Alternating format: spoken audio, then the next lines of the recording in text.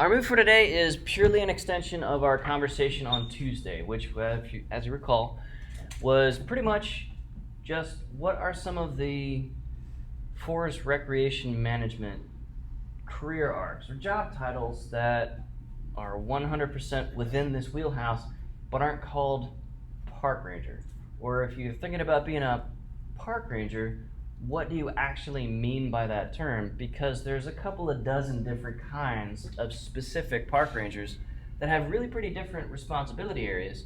And so in this season of getting together and sitting down working on resumes together with me or with another professor or mentor, you really want to sharpen the pencil on what terms are you searching for on usajobs.gov and the MDC jobs website and stuff like that, so that you're searching for the right kinds of things. And the basic 30-second summary of that conversation from Tuesday is search for skill areas and job responsibilities. Don't pay any attention to the job title because it's almost functionally meaningless.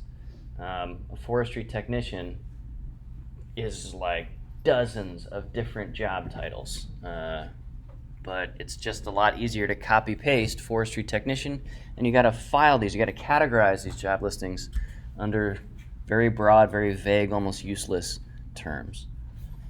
So that got us into thinking about, okay, so with all of these different job titles out there and how some of these job titles are kind of new or showing up for the first time in the last decade or two, and folks aren't necessarily aware of the kind of speciation, the Cambrian explosion of different forestry rec career arcs in the past 20-25 years. One of the things that has caused that rapid explosion in diversity or different kinds of forestry rec jobs available, in addition to the very large number of forestry rec jobs available, one of those driving forces is technology and how things are changing so fast, really since sort of the oldest folks in the room were kids. The change in recreation was much, much slower in the past century before that, and much, much, much slower still in the past millennium before that. So we are speeding up generational turnover, evolutionary processes and revolutionary processes in forest recreation by orders of magnitude. So it takes 1,000 years for us to get from kings and queens can hunt and nobody else, that's where we get the story of Robin Hood, to democratizing recreation as of about World War II and post-World War II with the golden era of American forest recreation, to the invention of smartphones, synthetic wicking fabrics, lightweight composites that are rugged and hydrophobic and stuff like that for things like kayak hulls and airfoils for parasailing and so on and so forth in like the past 10 to 20 years, right? So millennium, century, decade, now things are changing in some respects on a year-by-year basis, largely by new kinds of technology getting not just invented, but combined and deployed in new ways. So we had a couple of examples at the end of last class session. Our exercise for today is to pick out of this huge list, I've got hundreds of examples, any 5, we'll start with 5, any 5 of the clips or pictures that we see today and evaluate the following 4 things about them. So today's kind of a take a couple of notes sort of a thing, and you'll have all the time you need over the weekend to sort of finish this exercise. So, first, for each of these 5 things, I want you to give me an ID. Just describe to me what the clip is.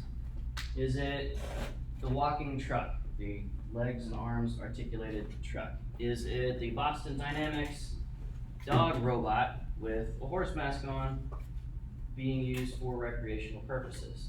Is it the person who's basically duct taped a Glock 19 onto a quadcopter?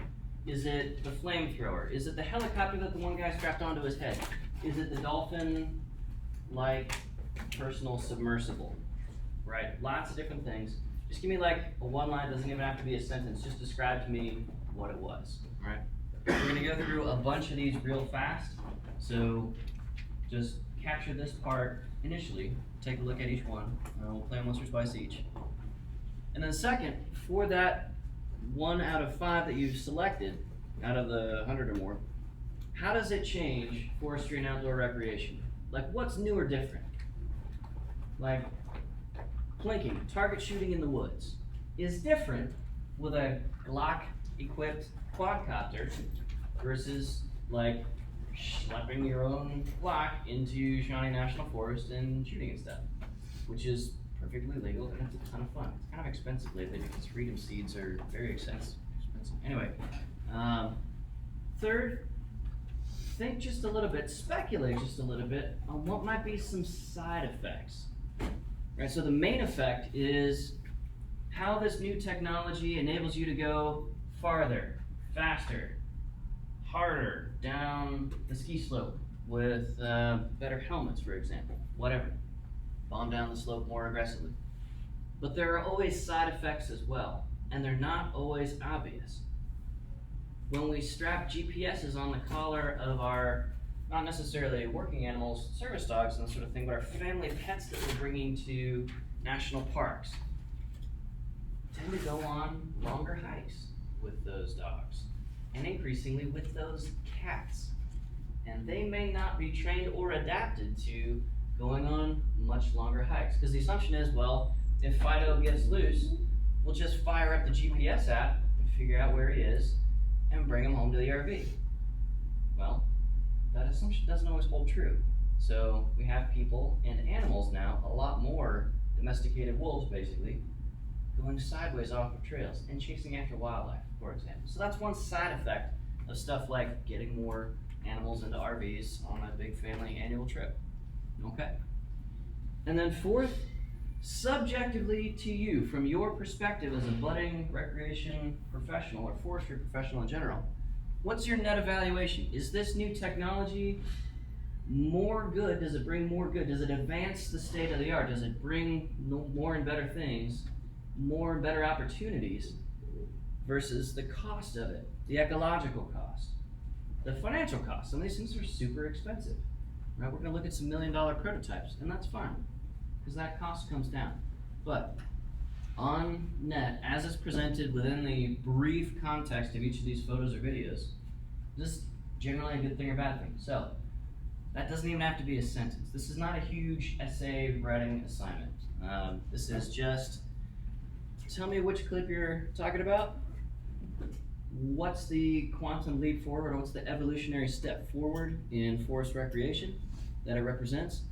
What might be one or a couple of side effects? Just a bulleted list, again, not even paragraphs. And then finally, 1, 2, 3, 10-word net evaluation. Yeah, it's a good thing, but, or no, this is definitely a trash fire. Or no, I don't see much downside to this at all. This is a really good thing for forest rec management, forest ecosystems. All right? And the answer is going to be a little bit different for every single one of these. And the answer is going to be a little bit different for each one of you, even evaluating the same one. And that's okay. That's kind of the point of this exercise. So this is pretty much what we're going to be doing for the rest of this class session, for the next 40 or so minutes. All right. If anybody would like to see one of these clips or images displayed a little bit longer or looped again, just let me know right then. It's we don't want to have to go back to stuff for this. Okay? Cool. So here's one from about 10, 12 years ago. Segway polo.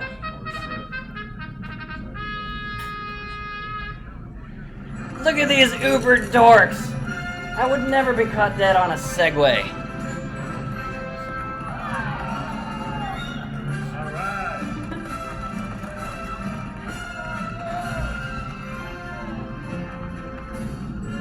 Segway polo is now a thing. Like now, as foresters, we got to figure out, is this appropriate for the grass in front of the visitor center at Yosemite National Park?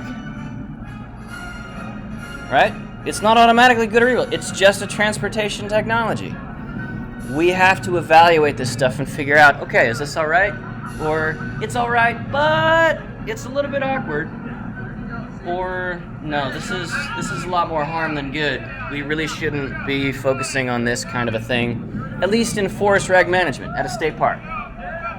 or a wildlife refuge, or something like that. Okay? And if this is too dorky and painful to speak of, I apologize. Don't worry, we got plenty of other examples to choose from. Right, you only need 5 out of today, out of all the different ones that we will see. So, go away. Say again? There's 5 different ones that we need to do. Yeah. We pick one. I thought we picked 1 out of the 5. No, pick 5 total out of the 100 or more that we've got access to here. And whatever we don't put on screen here, I'll throw on the course website. So if like you found 3 out of 5 that kind of scratched the itch for today, over the weekend you can take a look at the others. All right. Building shelters. This is technology, isn't it?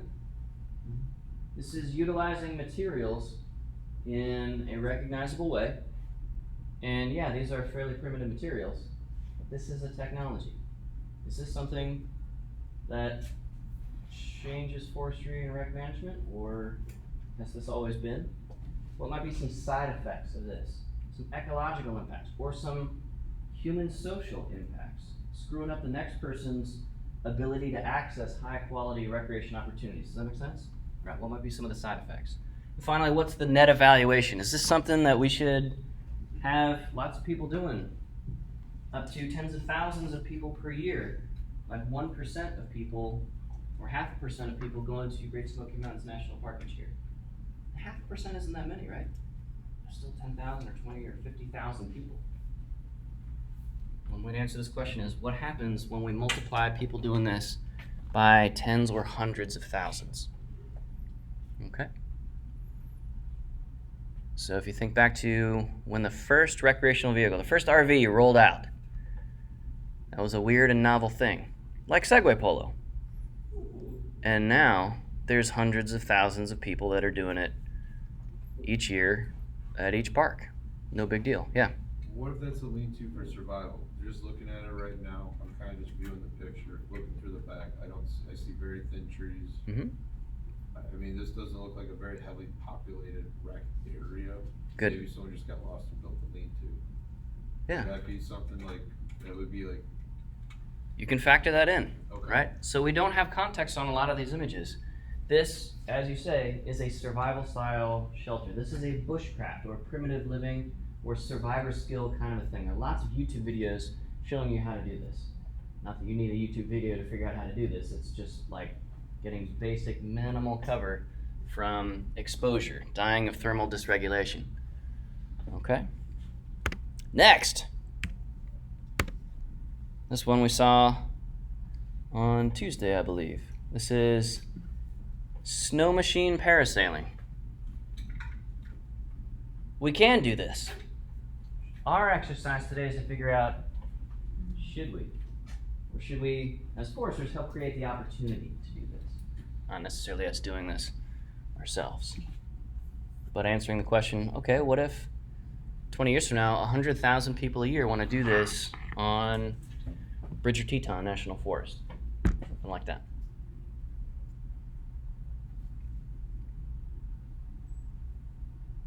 This one was done under special use permit and a $100,000 ad spend. What happens when somebody invents a kit to make this pretty easy for you and me and everybody else? All of us knuckle-dragging mouth breathers. Okay, we saw parasailing with the Doge and the inspirational music. So nice. Okay, moving on. How about this one? No, wait, we'll skip forward. Abort. No, save the babies. All right, here we go. We left off on clunking on Tuesday. Truck, but which what became 15 years mountain ago, biking. Some kids, but that's where I saw it start. It's really right. That's the guy. That's him. Writes for Bicycle Magazine and works at a bike shop. I hear them call Gary him Fisher. Fish. Why is that? Fish? Just a nickname. Maybe it has to do with my writing style. All right, so mountain biking in general. Thing's pretty good. Now, where did this start, Gary? It started in Larkspur about 12, 15 years ago. Some kids, but it's So Marin County, California. A bunch of young men, mostly, dragged a whole bunch of beach cruiser bicycles, because mountain bikes didn't exist, up to the top of the steepest hills and one of the richest counties, Marin County, California, where average income, even in the 1970s, when this was shot, is like in the millions of dollars. It's a very affluent place, and so people have a surplus of time, money, technology, and access to these public forest roads, and start bombing down these hairpin turns as fast as they can, and now we have mountain biking. It's a whole industry now. Okay. Next. Field robotics.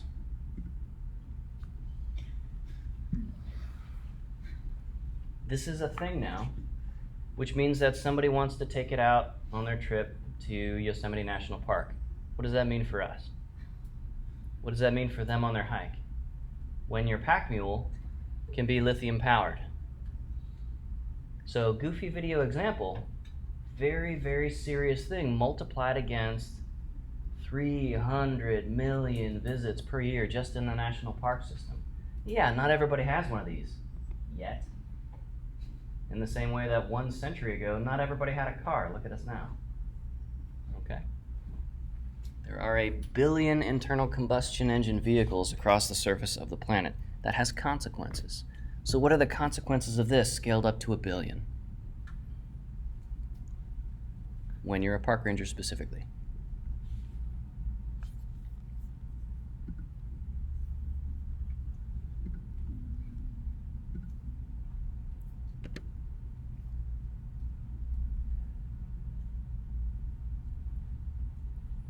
What's the consequence of going jeeping? Overlanding. At high latitude. Up by the Arctic Circle. 60 degrees north.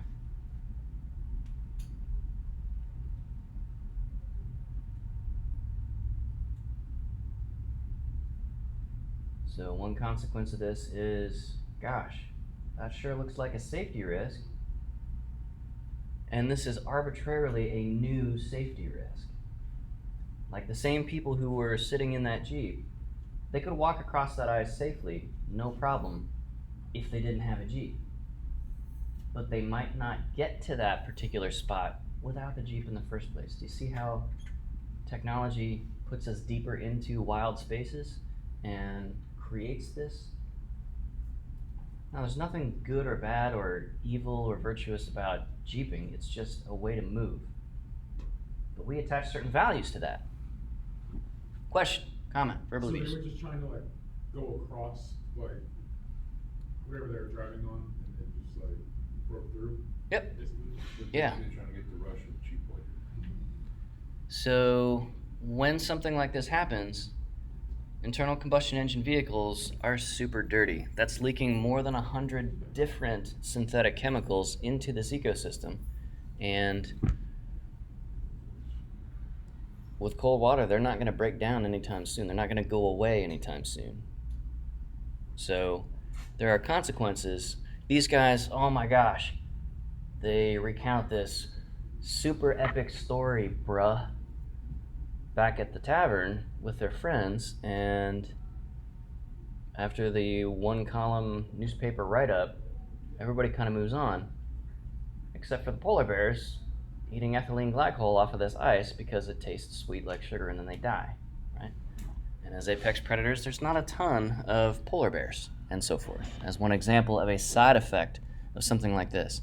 So ask about how, or interrogate how, any of these technologies is dirty. Ask about how these technologies degrade when they get broken. We saw with that robotic dog from Boston Dynamics,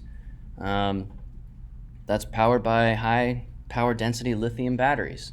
What happens when you puncture a lithium battery? The moisture in the air is enough to make it oxidize and explode exothermically. All right, how about this one? This one's pretty cool.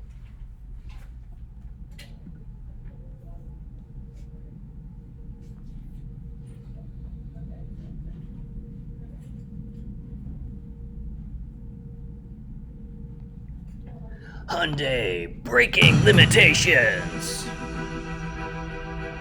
Okay. Yeah, very nice. Very nice. Okay, moving on.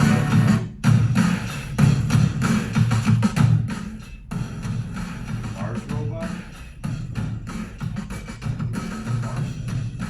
That's just it. This is not designed for Mars. This is designed for the Grand Canyon.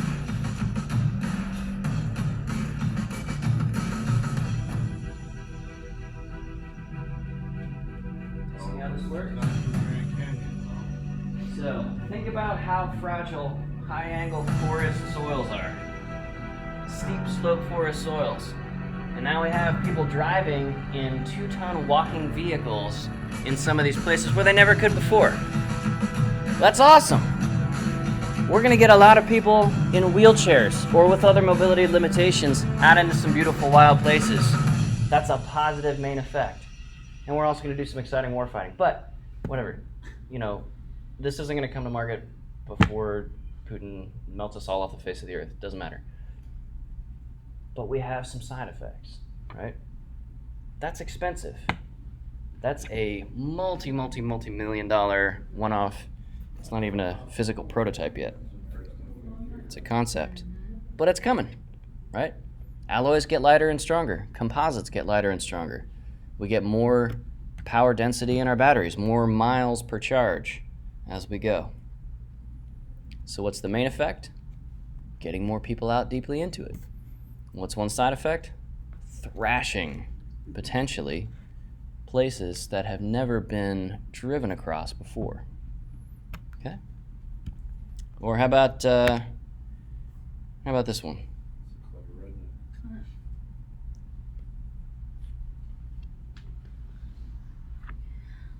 There's a couple of different technologies here. You might choose just the toe straps and the cargo straps here. That's a technology by itself, and it has clear effects and side effects. American ingenuity.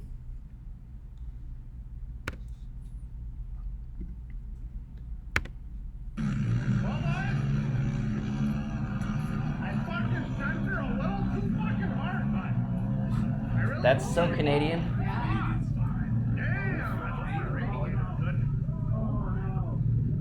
Oh dear, can we get a replay on that?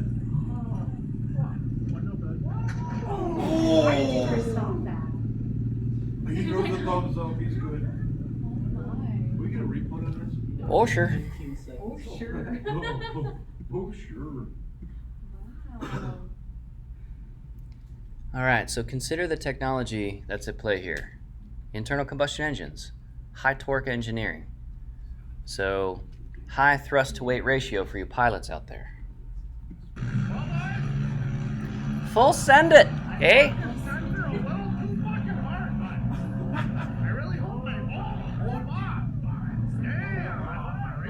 don't see him I right. don't see it. Yeah, well, up to the top. Because he's in hockey player. Now, the nature of diffuse cranial injury may be that we get the thumbs up right away, and 3 hours later, the guy just drops dead of an aneurysm. Like, no joke. Like, that's often how it happens. Which is why you always go to the emergency room with a head injury. You just don't know. Always. You do it. Period. Couple of technologies here. In this case, the technology outstripped the human capacity for risk evaluation. We can drive faster than our guardian angels fly, to use the old aphorism. Okay. How about, let's see. Can we get some more Canadians? Yeah, got some Canadians here.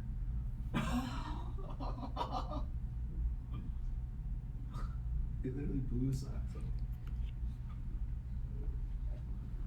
off. Dude, watch his face afterwards. Dude, imagine if that would have taken one of his toes, though. He wouldn't have had the Right. same It probably did. reaction. It probably did take his toes. So what's the technology here?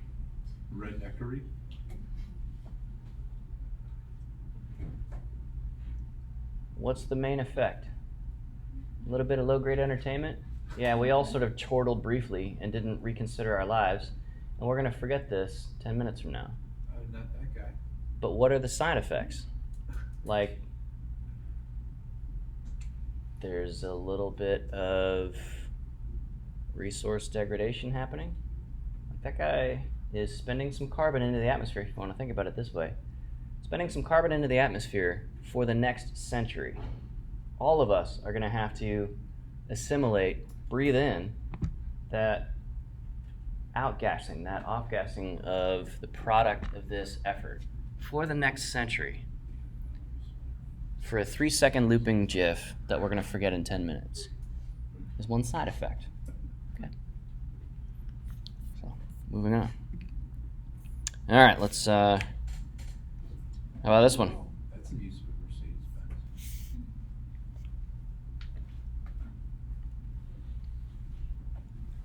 The Germans are definitely coming.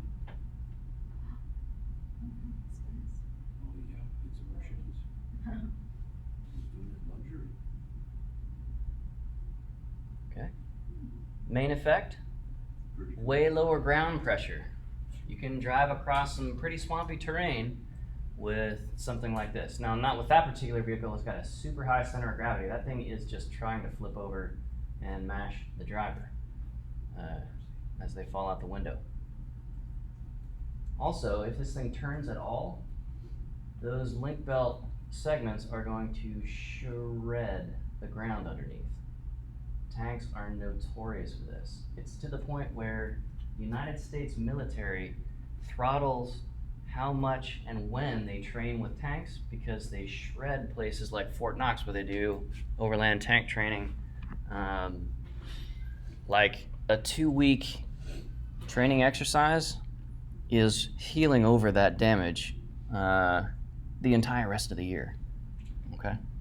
So this is a thing. That's awesome. You can go some new places with this. At least new places that you could never drive before. You could probably walk everywhere that this thing's going. But now we can get a lot farther with, a couple of 100 miles per tank of gas. Question. Will that do the same damage in water, like with water terrain, if you were to traverse like the low water? I mean, obviously. If it's actually floating, that's Yes and totally no. fine for the most part. But Okay. in a shoreline situation, quite a bit more damage.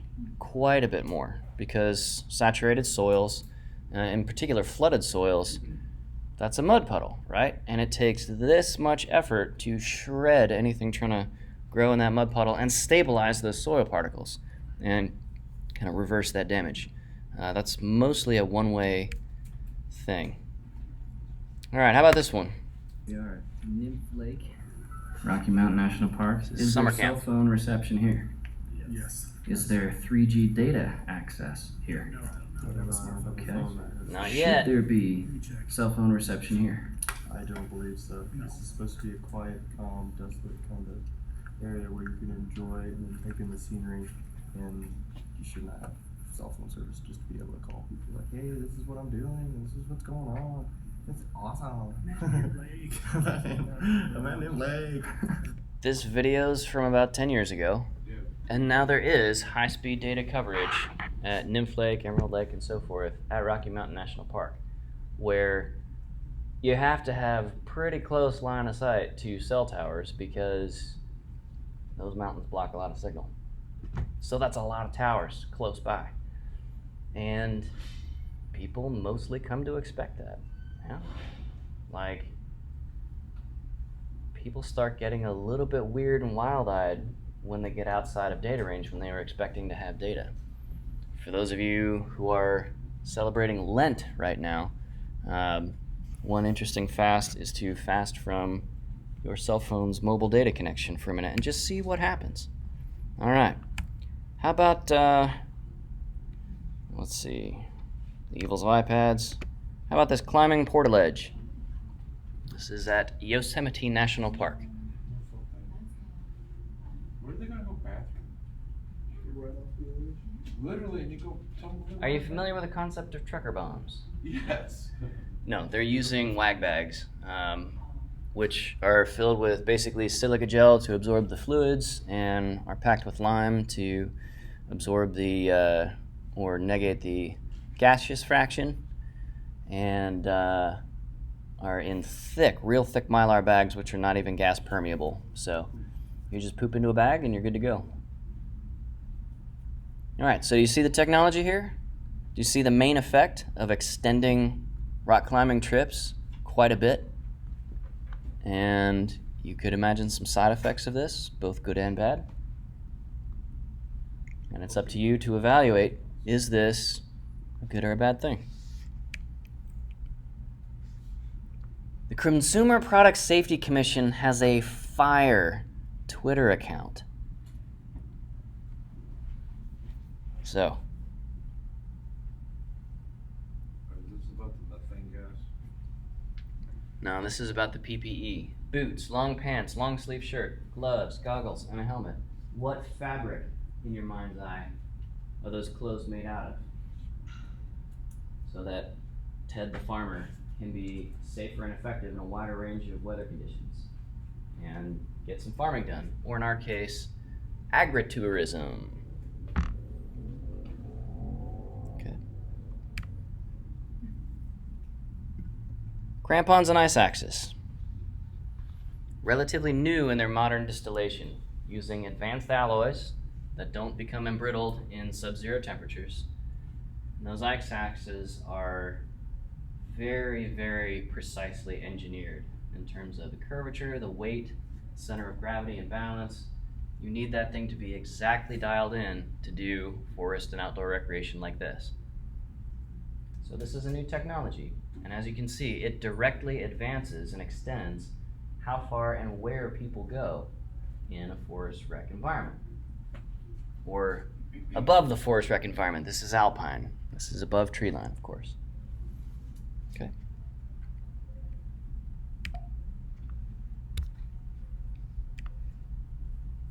How about this one?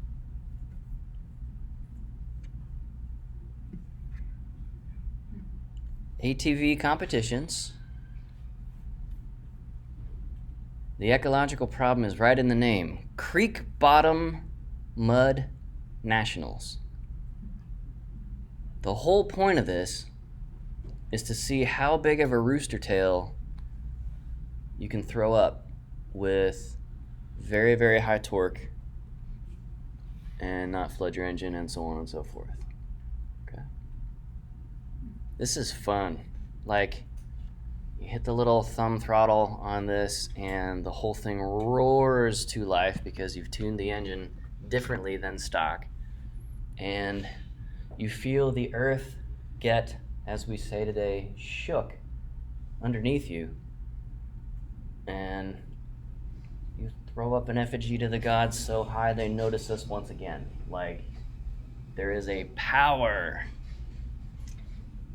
a literal power in internal combustion engines in this family of technologies. All right? You want to throw some mud, man? This one's mostly a joke. We'll move right on. Okay.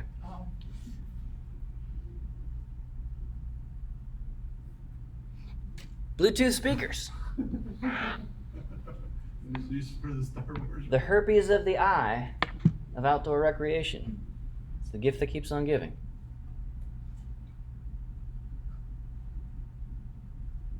Yeah, there's nothing inherently evil about Bluetooth speakers. Does it drive up the murder rate when you run across one in like a remote national park setting and somebody else is imposing their vision of a good time on you? Maybe. Maybe. I'm just speculating. I'm just spitballing here. Moving on. All right, drones.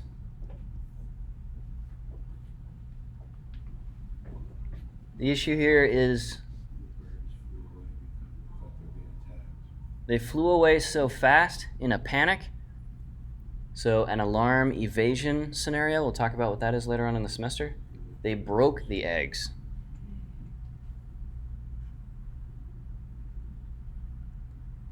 To personalize this a little bit, imagine if somebody scared you in your dorm so hard that you killed your roommate in an effort to escape.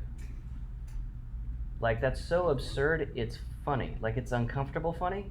Like funny, not funny, haha. That's what happened here. And the thing is, when that group leaves and takes their drone with them and posts that video online, 20 minutes later, the next person can come and do the same thing over again, the same day. And this is why drones are completely off limits for the public at all national parks, period. This is not just terns, birds. This is buffalo stampeding over cliffs and everything in between. Okay? Or bison stampeding over. All right, how about this one? Somebody figured out, let's do this because we can.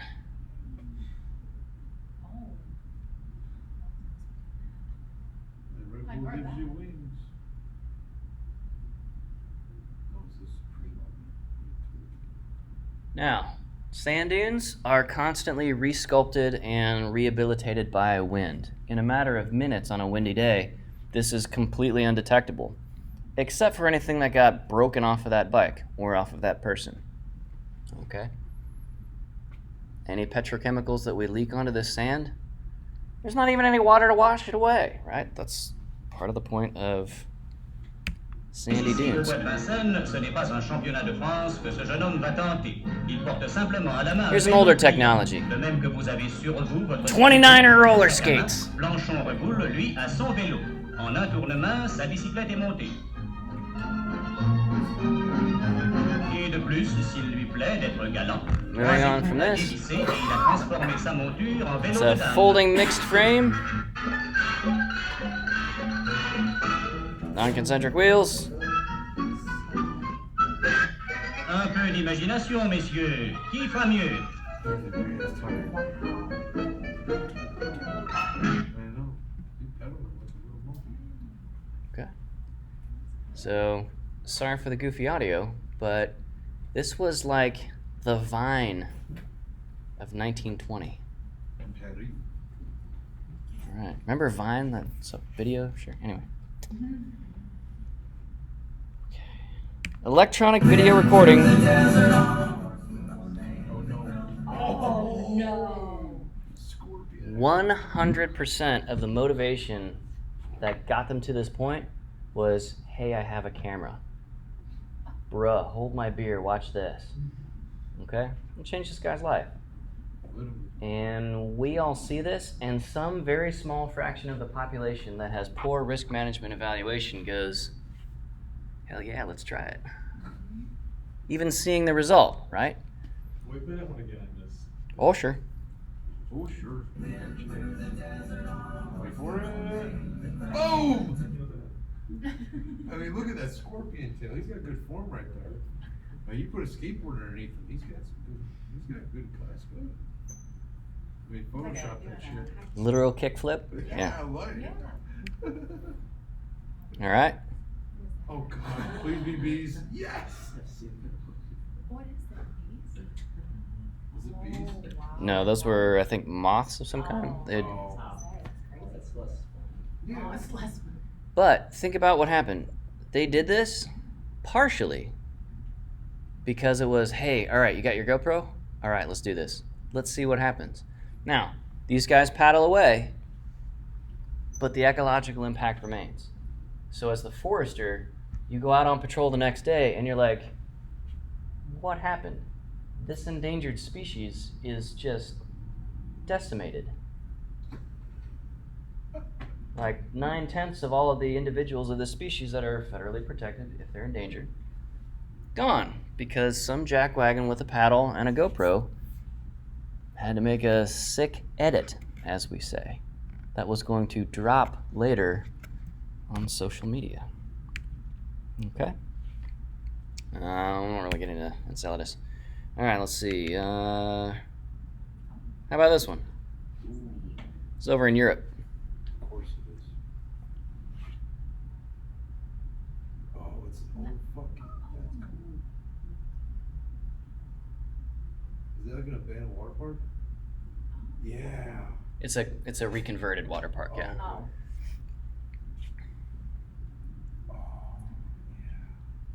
So this one's in here as a potentially positive example. Like, for every person that's bombing down this at high speed, they're not bombing down sensitive, fragile, easily friable, break-apartable alpine or montane soils. So maybe armoring up Mother Nature under layers of fiberglass and concrete and gravel at steep horse crossings and so forth, maybe it's not automatically bad.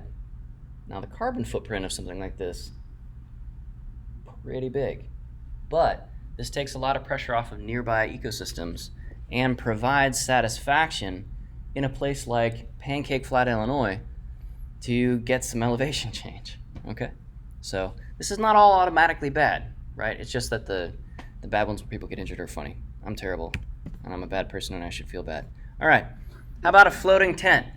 This is basically an inflatable rubber raft, or rubberized canvas raft with a tent on top. What does that do in terms of positive main effect? What does that do in terms of potential ecological or social side effects? Net benefit, net bad idea. You decide. Okay. How about this one? Canned bread. SpongeBob SquarePants. Dehydrated beer is also a real thing. Just add water and you get beer out of it. It's not very good, but the technology is, what, 15, 18 years old now? It's pretty awful, even if you like beer. Most people don't drink beer for the taste, but yeah, okay. Let's see. Oh, that wanted to be a video. Dang it. Okay. So, explain. We'll have a couple of gun videos. Let's see if we can find any of these. Damn, I really want to see gun culture in Texas. I don't know if we can tap those connections. Let's see, how about this one? Hammocks are a technology. I've heard of getting dragged on social media, but this is getting dragged. Moving on. Replay for that one. Yeah. Just in replay. case. All right. Poof. And that's what happens when you This only happened because there was a mismatch of the person's motivation and the technology's ability to satisfy it. Right? She jumped in and the webbing failed, or the stitching at the webbing fabric interface failed. Webbing is like rope, but for climbing and holding things and stuff like that, made out of synthetic materials. Oh, please be that way. What? Oh. Oh, yeah. Yeah, that's pretty cool.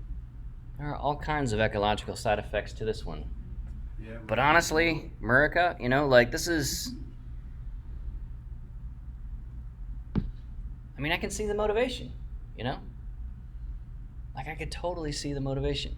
why can't we have that in Iraq War 2003? You got it. And another of the same kind of thing. So, hydrojets. That's in Dubai. No, that's actually Bahamas. Yeah, so see that tube there's propelling water through there. Yeah, it's basically a fire engine style water pump on a big inner tube and a gas tank and then a fire hose, and you're at the end of the fire hose and you can get some pretty cool stuff going. It's really easy to injure yourself really hard doing this, but man, is it fun. All right, we're only up through the H's. How about an honest-to-God actual hoverboard? You can go full Green Goblin, and you never go full Green Goblin. That's legit what it looks like. Yeah, I know, Yeah. right? I was like, 100%. thinking, damn. Well, that was a direct inspiration. It's like somebody's watching Sam Raimi Spider-Man in the late 90s and is like, you know what? I, too, have a dream. Sam Raimi had a dream too. It started with Ash. Sam Raimi made the only good Spider-Man movies. Yeah, For those of you so- youngins out there. That is And they better not remake that part of the Ash. Ash vs. Evil Dead? Yeah. He did that, right? Mark? I have mixed feelings about that one. Why so? oil part. Let's see. All right. How about adapting Humvee technology? In lots of places, you can rent a Hummer for the day. Like, not an H3 ridiculous box on wheels, like an actual Hummer. And if you get it for like that 15 minutes a year where it's not broken down, you can go almost vertical. Like, it's an effective vehicle for moving around when it's working. So what might be a main effect of that being available for the first time, starting in the 1990s, following Desert Shield, They call him Polly as Marston at war. Stormin' Norman Schwarzkopf? Yes, he does. But now this is a consumer technology, right? You can get one of these military surplus. They're not that expensive anymore. 50K. And you can have a good old time with it, right? Lots of places rent these out for rec purposes. Okay, how about a hydrofoil?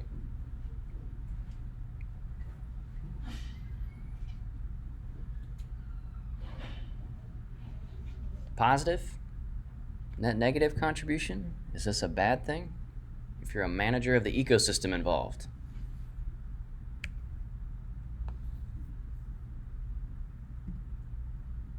This one we need to zoom in on. This is someone slacklining between two people skydiving. Oh.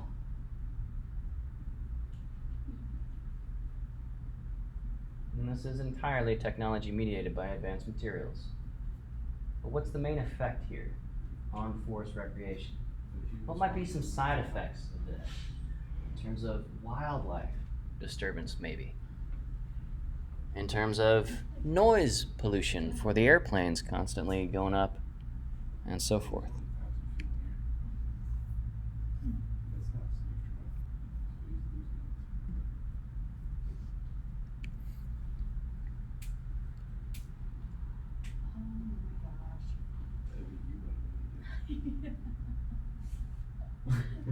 So that's a 40 or 50 mile an hour wind, not unlike what we experienced yesterday and 2 days ago. But in a forest rec context, that wind, a normal phenomenon, becomes, for somebody who's low skill in navigating this particular technology, it becomes kind of weaponized in its way. Okay? This is a pulse jet. This is a functional rocket engine for land-based vehicles, and it has almost zero moving parts. So if you know what you're doing and you have an arc welding kit, you can put together something that you can get going real fast. Now, what might be some forest ecosystem impacts from people doing stuff like this? Yeah, and get pasted. And get blown up.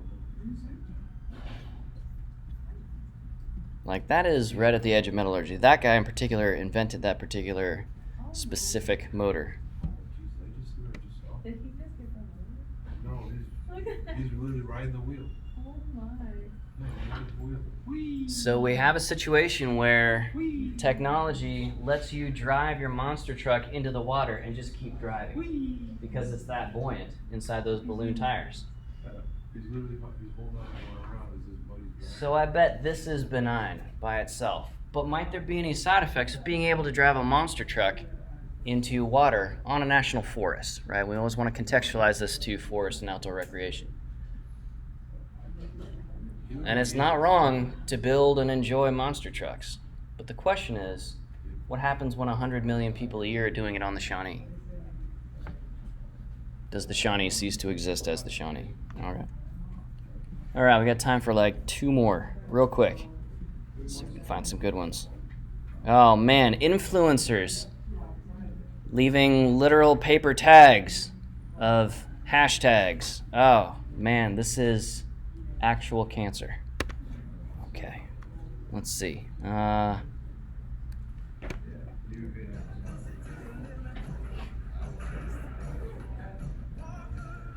grill. I did not even realize it's like. That's believing in yourself. All right, I'll put the rest of these on our course website and link it up on the front page. Have a good weekend. Remember, for 5 of these Tell me 4 things. Bring it in on Tuesday. Second, if you are finished, you may turn it in now.